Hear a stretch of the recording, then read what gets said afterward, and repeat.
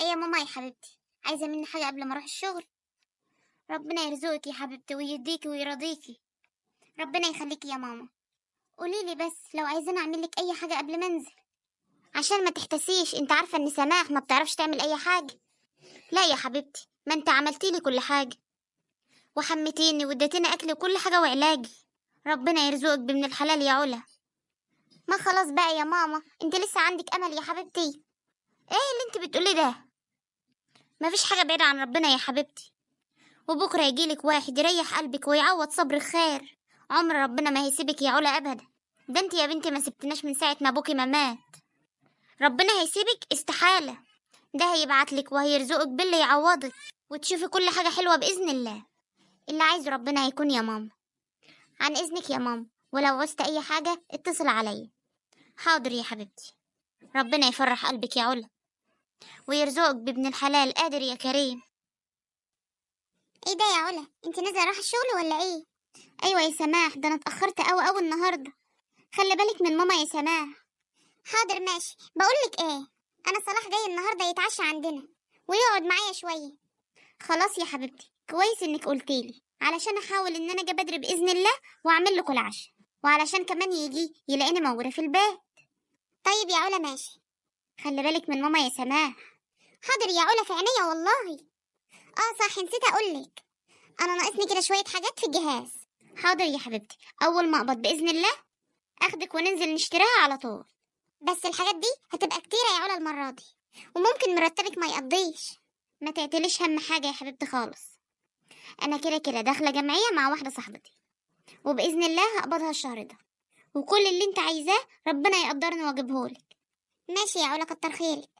كتر خيري؟ كتر خيري ايه يا عبيطه انت؟ ده انت اختي الصغيره، وبحس كمان ان انت بنتي يا سماح.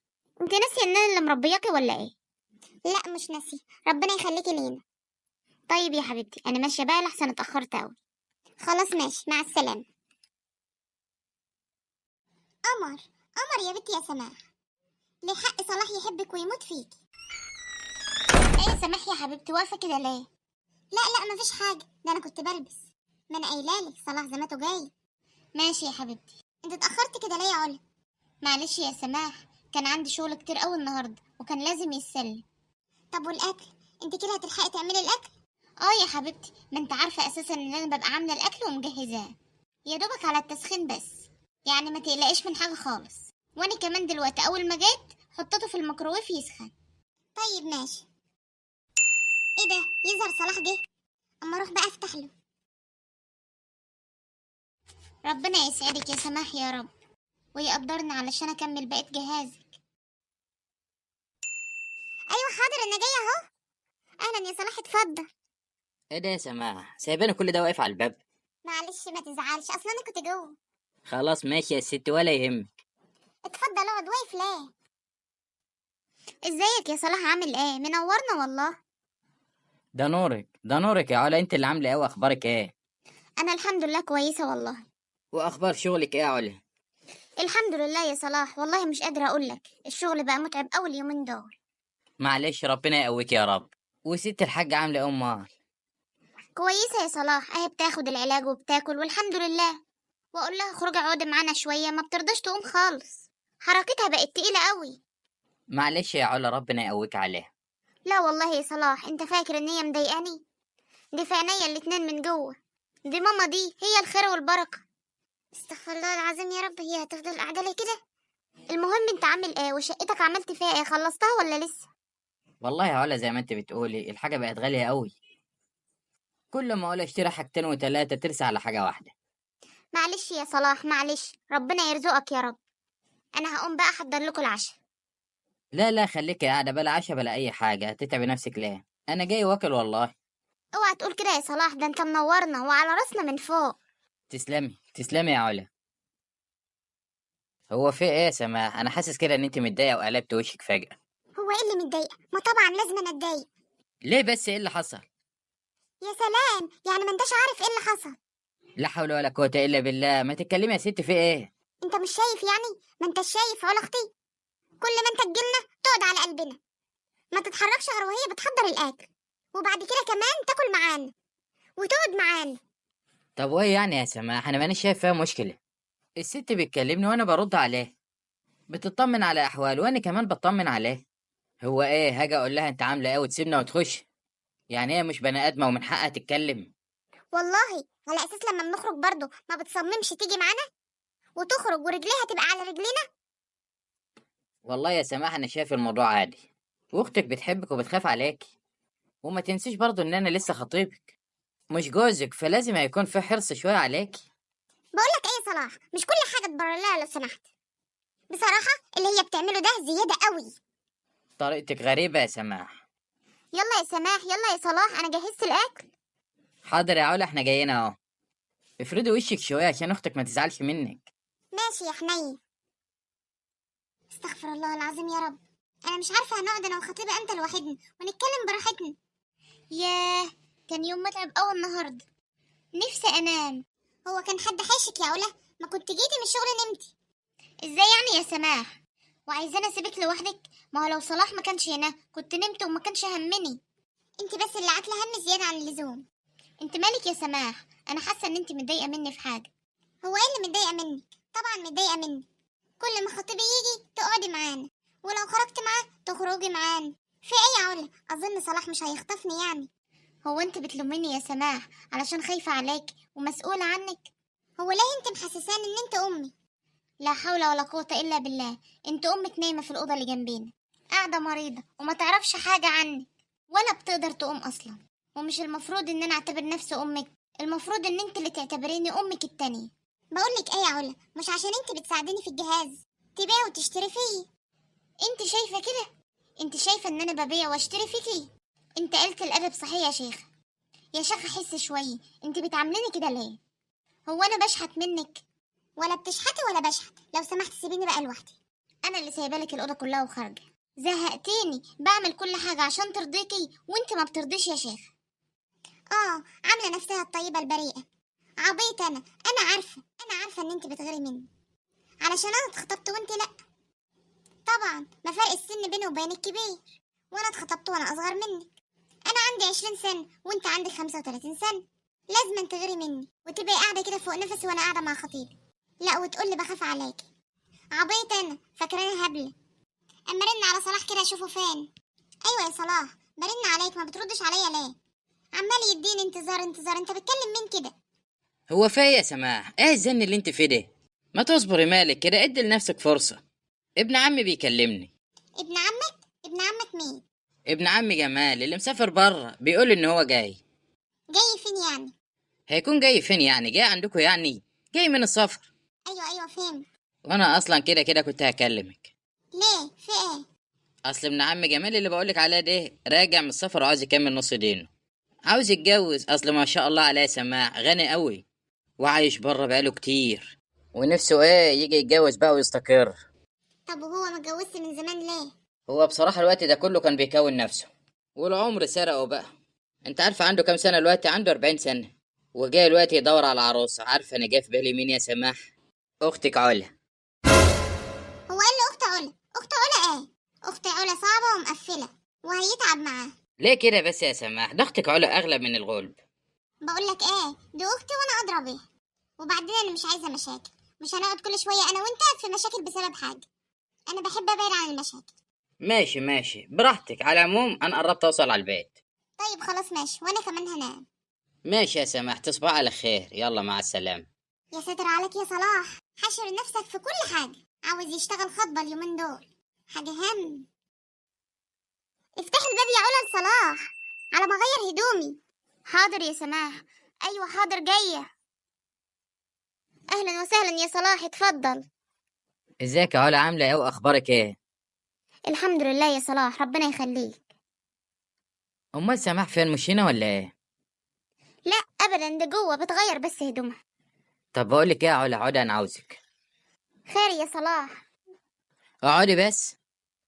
بقولك ايه يا علا، انا ابن عمي راجع من السفر، وهو بصراحة انسان كويس ومحترم قوي، ومن الاخر جاي يدور على عروسة، وانا لما فكرت ما لقيتش احسن منك يا علا. لا يا صلاح، انا مش بفكر في الحاجات دي دلوقتي. وانت عارف ان انا قاعده عشان بخدم ماما. وانت هتفضل لحد امتى قاعد عشان تخدمه وبس؟ ما انت كمان من حقك تتجوزي وتفرحي. وانا على فكرة مش جايب لك اي حد. ابن عمي ده طيب أوي، ما يتخيلش عنك يا علا. طب هو سنه كام يا صلاح؟ عنده 40 سنة، يعني أكبر منك ب5 سنين أهو. طب هو ليه ما اتجوزش لحد دلوقتي؟ بصراحة كان بيكون نفسه وما شاء الله عليه، ما شاء الله مقتدر أوي يا علا، وهيعيشك عيشة تانية. مش يمكن ده يا علا دعا مامتك ليكي، وعوض ربنا على اللي عملتيه مع أختك وأمك بعد وفاة أبوك. مش عارفة والله يا صلاح. استني أنا هوريكي صورته، أهو يا ستي. أيوة ما شاء الله، في شبه منك كبير قوي يا صلاح. أيوة يا بنتي طبعا، مش ابن عمي. إيه رأيك بقى؟ مانيش عارفة يا صلاح، سيبنا نفكر. خلاص فكروا وردوا عليا. هتفكر في ايه يا صلاح؟ تتصوري يا سماح، صلاح جايب لي عريس ابن عمه. والله كويس، وانت رأيك ايه يا علا؟ مش عارفة والله، بس لسه هفكر. طيب ماشي، انا هروح احضر لكم الاكل بقى. برضو عملت اللي في دماغك يا صلاح، وجيت قلت لها. على فكرة أنا ما عملتش حاجة غلط. انت شايف كده؟ مش انا متفقة معاك تشيل الموضوع ده من دماغك خالص؟ انا عايز افهم حاجه واحده، انت زعلانه ليه؟ اصبري يا ست اما اوريكي صورته. بص يا سماح، والله ده كويس ومحترم قوي. ايه ده ما شاء الله عليه، ده شكله صغير وأمور. ايوه يا بنت، مش بقولك ما شاء الله عليه وكمان غني. هو انت البعيد ايه؟ ما بتشوفش؟ ما انتش شايف ان شكله مختلف خالص عن اختي؟ وبعدين انا عارفه هو مش هيستحمل طبعها، وهندخل في مشاكل. لا ما تقلقيش يا ست، ما يبقاش في مشاكل ان شاء الله. وبعدين انا قلت لك ابن عمي طيب، وعلا كمان طيب. اسكت انت بقى. معقولة بعد العمر ده كله اتجوز وانا في السن ده؟ وكمان واحد لسه ما دخلش دنيا، يعني انا اول فرحته هو اول فرحتي.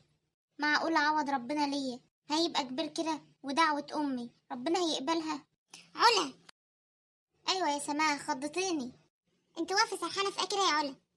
لا ابدا، مفيش اي حاجة. هو انت هتوافقي على العريس ده يا علا؟ مش عارفة يا سماح، بس انا حسيت احساس غريب قوي، حسيت ان انا فرحانة قوي. طيب ماشي، يا رب يا رب اكتب لي الخير يا رب. ايوه حاضر انا جاية. اهلا وسهلا يا صلاح، اتفضل. اهلا وسهلا، مين ده يا صلاح؟ هو ايه اللي مين ده يا بنتي؟ ده جمال ابن عمي طبعا. اهلا وسهلا. اهلا وسهلا بيكي، صلاح على طول بيحكي لي عنكم. ربنا يخليك، نورتنا والله. اتفضلوا اقعدوا.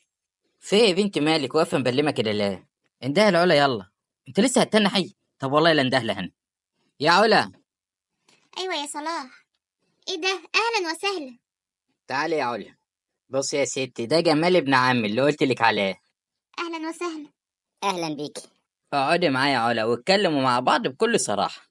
انتوا مش صغيرين واكيد فاهمين كل حاجة، وان شاء الله ربنا يكتب الخير. مالك متنح ليه؟ يلا معايا كده نروح نخش البلكونة. اتفضلوا اقعدي. تقدر تقولي انت ازاي تتصرف في حاجة من دماغك من غير ما تعرفني؟ وازاي ما تقوليش؟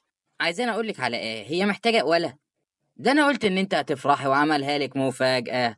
مفاجأة ايه بس وزفت ايه؟ مفاجأة زي القرف. بصراحة موقفك غريب ومستغربك قوي يا سماح. الا قولي لي يا سماح، انت بتغيري من اختك ولا ايه؟ اللي انت بتقوله ده؟ لا طبعا. والله ده اللي باين لي. بقولك ايه يا صلاح، ما تقولش كلام تجرحني بيه. انا كل اللي يهمني ان انا ما بحبش المشاكل، وانا عارفة اختي كويس طبعها صعب. والله اختك دي خسارة فيك، وخسارة يبقى عندك اخت بطيبتها.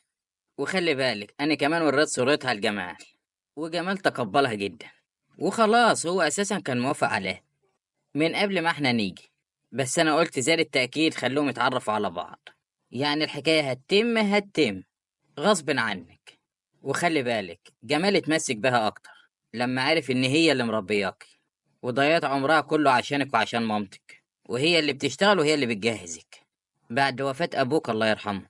يعني انت اساسا لا ليك لازمه ولا ليك رأي، ورأيك تحصيل حاصل.